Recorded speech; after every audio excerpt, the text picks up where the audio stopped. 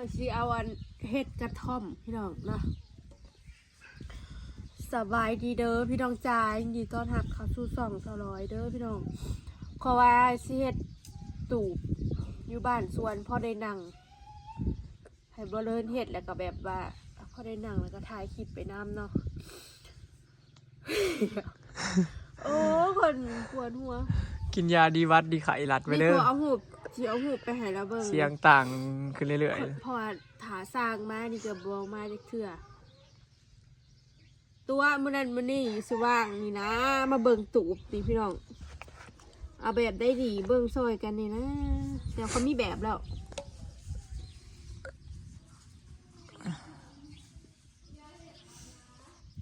ไม่ใช่มันสิเป็นตูบแบบมีเหมามินิมัลค่ะนะ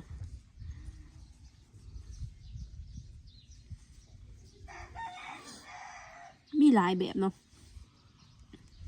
ๆแบบนี้ราคาซื้อจุดอันนี้เนาะอันนี้ผมเป็นราคาแบบซื้อจุดเลยมีหลายแบบสีด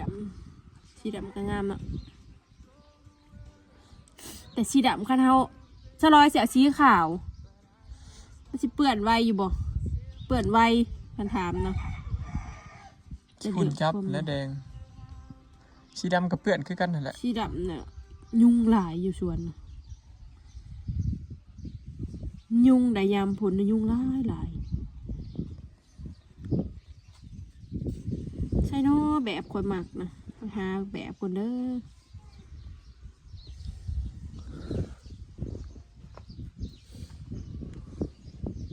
นี่พี่โดกจะเอาแบบนี้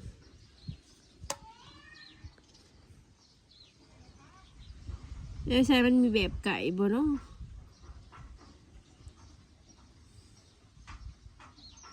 นี่แบบ กระท่อมจะเอาแบบนี้ใส่พอยาเลิศเฮ็ดไห้มันเป็นโมเดิร์นเนาะมันมีผักทางหนานำก็เอินทรงโมเดิร์นสโลปหลังสโลปหนาเสียดโอดจิงสานี่แหละไว้นั่งเพราะอันนี้ไม่ต้องได้นั่งอยู่แล้วนะโอดจิงสาเนาะคนหมักหนังแม่นหมักหนังหมักโอดเด็กน้อยนะหมักโอนเคยสิเอาแบบว่าใหญ่แบบพ่อได้เฮานั่งแบบกินเขาหลายๆคนเนาะให้ชวนนะอธิบายแบบง่ายๆเจ้าเอาแบบนี้เลยบอเมนขอแบบนี้เพราะเลยเลิศเฮ็ดให้ไผว่าจังไดพี่น้องเคยสั่งเล็กแหละงามอยู่บ่พี่น้องสั่งเล็กเรียบร้อยเนาะสีก็ซื้อมาเรียบร้อยงามอยู่บ่งามบ่พี่น้องหมักคือกันอยู่บ่สีขาวนั่นนี่รักไผกับคอมเมนต์ช่วยคอยแน่ถ้ามาสีขาวเปื้อนแล้วก็เปื้อนไว้เลยปัจจุบันอันนี้เฮานี่ทัดสีดำนะย่ามพ่นนั่นยุงกว่าเรียรอได้ยุงไปสนในพื้นแต่พอเผาอยู่ไปได้แต่สีขาวมันกับสีไข่เนี่ยบดแต่ว่าคอยบดได้เห็ดเตี้ยแบบนี้พี่น้องคอยสิเห็ดเป็นขาขึ้นแล้วสิเห็ดนอดจับในขามันเห็ดคล้ายๆคือเตียงแบบทรงคล้ายๆคือตัวนี้เนี่ยพี่น้องแต่ว่าบดได้เห็ดบอลนั่งทั้งขาแบบนี้ก็บดได้เห็ดบอกเขามาถึงกันบอลเตียงหนังเฉดสูงแบบนี้แหละแต่บ่สูงที่เอาสูงสำนี้อยู่เว้ยบอลหนังคามันนะสูงโพดไม่สิไปโอนรถซาเนาะใดสลอยเพิ่นสิเฮ็ดโอนชิงซ่าน้ำสรุปเฮ็ดต่ำกว่านี้พี่น้องแต่ว่าทั้งข้างนะบ่เอาเนาะข้างบนหนังบ่เอาให้ปล่อยโล่งปล่อยโล่งนี่เอาแบบนี้แต่ว่าสิเอาสูงแบบนี้นี่สิเอาสูงแอนมีขาอันนี้มันแบบติดพื้นเลยมันเปื่อนไว้ทางขางบนนั่งนี่ก็บ่ได้เอาพี่น้องทาสีเนาะสังกะสีนี่ก็สิเอาเป็นแบบชีทะเลอ่อนๆแบบสีน้ำทะเลนะพี่น้องบ่ฮู้ว่าสิมีบ่บ้านเฮานะสีน้ำทะเลอ่อนๆเนาะงามอยู่บ่พี่น้องหลายคนว่าโอ๊ยคือสิเฮ็ดหลายอย่างแท้นู่นนี่นั่นก็ดีเลยพี่น้องคนเฮามันมีคิดแล้วอย่าเข็ดเนาะคนมันบ่ทันตายก็เฮ็ดจะคิดนั่นอย่าเข็ดนี่อันตั้งอย่าเข็ดดิมันก็ยังบ่ได้ยังอยู่ในอันที่อย่าเข็ดนี่ก็ยังรอสร้าง เนาะคนมันคันตายมันก็เลยอยากเฮ็ดนั่นเฮ็ดนี่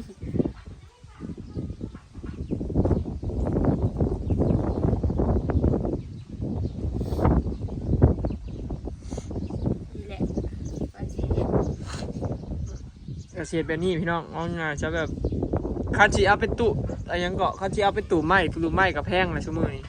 มันบ่ทนนะ นั่นมอดกิน อันนี้เป็นเล็กเบิดเด้ทุกอย่างเป็นเล็กเบิด อันนี้ก็ใส่ยาวๆไปเลย เราจะหาพยาเลินหรือไปสั่งเลยจะปักซอง ใส่แบบยาวๆไปเลย จูบเรื่องมันงามชั่วข้าวบัวหยามันต้องได้ซื้ออีก มันมีอายุของมันเด้เนี่ยประมาณ3 ปี4 ปีก็ได้เปลี่ยน แต่ว่าสังกะสีมันกะสีแหมได้นี่ แฮม ต้องได้ตีฝ้าอยู่ประจ ตีฝาก็บ่อันนั้นไปได้ดอกขึ้นอยู่กับสิใส่ราคาสูงต่ำ ำไปเซฟพยาเลินเห็นไห้เนาะช่วงนี้ก็อู้เป็นวัดเป็นไหนก็เบิ่งมาหลายแบบมันมีหลายแบบเลยตะกี้อยู่สิเฮ็ดแบบเป็นชุดมีหลายแบบอันนี้แบบบ่ได้ใส่ตังค์เฮ็ดแบบนั่งกินข้าวอะนะเดแบบนี้มีตีนขึ้นมาหน่อยหนึงเฮ็ดอยู่บ่ เห็น อันนี้นะตีนขึ้นมาหน่อยหนึ่งเห็นบ่พี่น้อง เจ้าเสียดตีนขึ้นสูงกว่านี้หน่อยหนึงประมาณเพียงว่าเข่านะพอดีอยู่ข้างนั่ง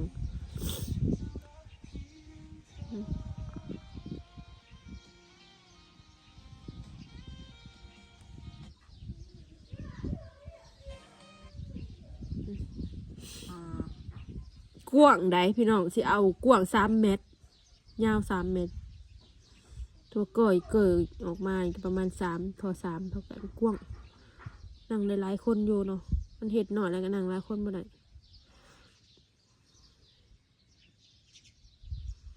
นี่จ้านี่แหละเอามาสิเห็ด มาเสียดแบบนี้พี่น้องพอได้นั่ง ไอ้ นะ แชนโทรมาบอก อืม ขับแล้วแหละ เว้ากับเราอยู่แชทกับเราอยู่ เขาจะมาเอามูบอก ยังบ่ตอบแล้วก็ และพี่น้องตามนี่ ประมาณ สียด เพื่อเฮาสิแล้วข้อหมายก็คือพี่น้องเฮาบ่มีบ่อนอยู่ในชวนเฮานะชวนเฮาได้ตูบนี่กับเพื่อนมันบ่แล้วง่ายเด้เพราะว่าเพื่อนนี่เพิ่นเพื่อสิแล้วง่ายถ้าตูบนี่มันได้อยู่ได้เช่าโดดพอได้หลีแดดลงออกหน้าพอได้นั่งเล่นอยู่ชวนในตูบก็ แม่นพี่น้อง เอาจังไดกับเป็นกำลังใจให้ในพี่น้องข่อยจังไดขอกับบย่อมแพ้อยู่แล้วล่ะยังสู่ต่อคือเก่าในใด ไม่ กัน ได้มีนอนอยู่ก่อนเนาะ อืม เดี๋ยวหนึ่งก่อนวัดกินหัว ไปหาทำไปยังเลินโมเดิร์นซื่อเนาะเอาแบบนี้แหละอัน มา คว หา สูง พ่อใหญ่เลินพี่น้องมาหาสร้าง หลังจากที่เมื่อยถาสร้างมาเฮ็ดเฮือนก็สิเฮ็ดแนวใหม่ก่อน พอได้นั่งก่อนเวลาออกมาสวนก็พอได้ถ่ายคลิปจังซี่นะ พอได้มีบ่อนเศร้ามีห่มเศร้าเดี๋ยวนี้ มันเบิดห่มแล้วในเดินน่ะว่าสิเฮ็ดตูบพี่น้องเฮ็ดแบบแล้วเลย แบบเห็นแล้วก็แล้วเลย บ่ยากกันหมอดเจาะ นี่ว่าสิเฮ็ดแบบนี้ตูบแบบโมเดิร์นเป็นเล็กเบิดให้บ่เลอร์เรียนให้เนาะบ่ได้จ้างเพิ่นมีใส่โอนรถซานำมาหาลิตโอนว่าสิเอาไปตั้งแถวขางอันดอกกระเจียวนะว่ายามนะดอกกระเจียวบานนะว่าเสียดซี่กุ้งกวางอยู่พอได้เวลาเรากินข้าวซุ่มกับญาติพี่น้อง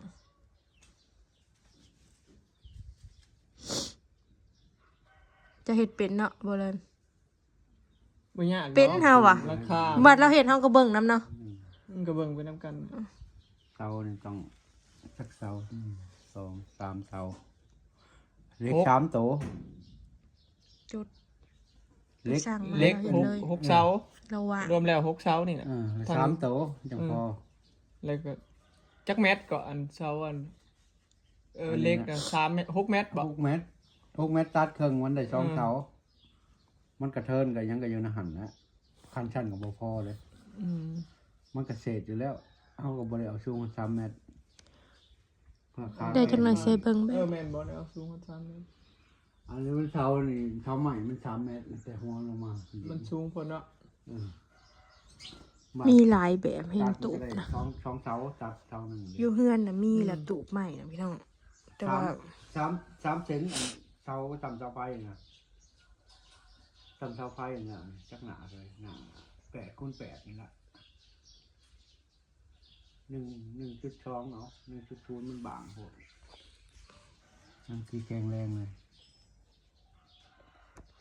ล่างขางเอาพ้าขางมันบ่ใช่มันโป่งกลางป่างนะ ใช่ทางหลังมันนะใส่แบบของเขา แต่ว่าบริเฮ็ดพื้นต่ำแบบของเขาดอกเขาสิเฮ็ดคาขึ้นเนาะพี่น้อง เขานะเขาไม้นะ ของ เขามีพืช ใช่ อันนี้ เขามี เขามีเตียงมีตัง มองนั่งได้แล้วเขาต่อ เออ ฟ้ามองนั่งขึ้นไปต่อกับ เขามี มองอีก โต๊ะ แล้วเขาก็ โตะนั่งกินเขาเขาใส่ ยิ่งนั่งอันนั้น เฮาผัดสิอาศัยไปนั่งในพื้นมันนั่งหลายคนแล้วก็เสียดคาขึ้นไปเพราะว่ายันเปื้อนไว้ได้อยู่ในสวนจะเอาสีขาวบ่เฮ้ยสีขาวนะงาม แต่บ่ฮู้เปื้อนไว้บ่เปื้อนไว้ สีทานะ คันสีดำนะสีดำก็มีได้บ่เลินและไหมสีนี่ก็งาม แต่คันยามพูนน่ะยุ่งได้มากอยู่สีดำนะ เอาสี วุ่นๆ ขาวตีเพราะว่าอันนั่นเขาก็เฉียดสีขาว เนาะ จริงเอาสีขาวนี่แหละ มันสิได้กลมกลืนกันไปเลย บ่ค่อยมีขี้ฝุ่นน่ะสิบ่เปื้อนไว้บ่ได้ดอก มันคือผุนบ่เทิงเนาะ เฮ็ดแล้วนี่ยันได้อ้อมตะนางไว้เข้าห้องแบบมีเงินสิไปนอน บ่นอนเนาะเขาอยู่บ้าน เฮ็ดแบบแล้วเลยนะพี่น้องอันนี้นะเสียเงินเธอเดียวขั้นตูบกาซื้อเป็นหมื่นกว่าแล้วเด้อ ตูมใหม่ ผัดกุ้มแป๊บเดียว หญ้าเบิดแล้วก็ห้า อืม แล้วฝนหัว เพอปวกขึ้นไปกินอีกใหม่นะ มอดมือ หอด ปว และ ก คู เฮาตกปูพื้นบอนที่ใส่อันนี้เนาะใส่ตูบเอาความกว้างนะ3 เมตรบ่ อืม เลิกก็3 เมตร เลิกกับ3 เมตร ของอำมาลาน่ะ2 เมตรบ่จังเนาะบ่เลินตูบนะก็ยังกว้างซำนั้นเลยก็นั่งได้หลายคนอยู่ได้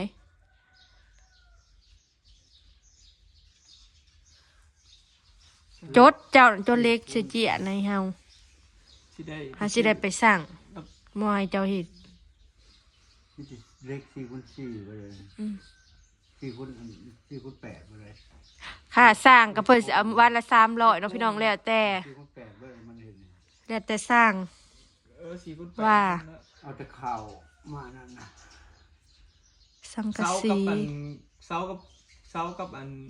เล็กโค้งนี่ก็เอาเดียวกันบ่ใหญ่สำคัญบ่บ่ได้เอาหน่อยลงบ่ อันนี้มุงสังกะ หรือ สี ว่าเอาเสาพวกเสามันใหญ่กว่าบ่ 8x8เสามันนี่3โตมาตัดแกหันเอาเล็ก4x8เบิดนี่มาเล็กขอบนี่เฮ็ด เอาสิมาเฮ็ดทานล่างมันเด้เฮ็ดตรงเฮ็ดหยังมันน่ะ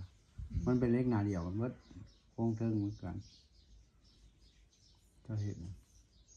น่าจะจดลายเบิ่งด้วยว่ามีจักโตข่าวจักโต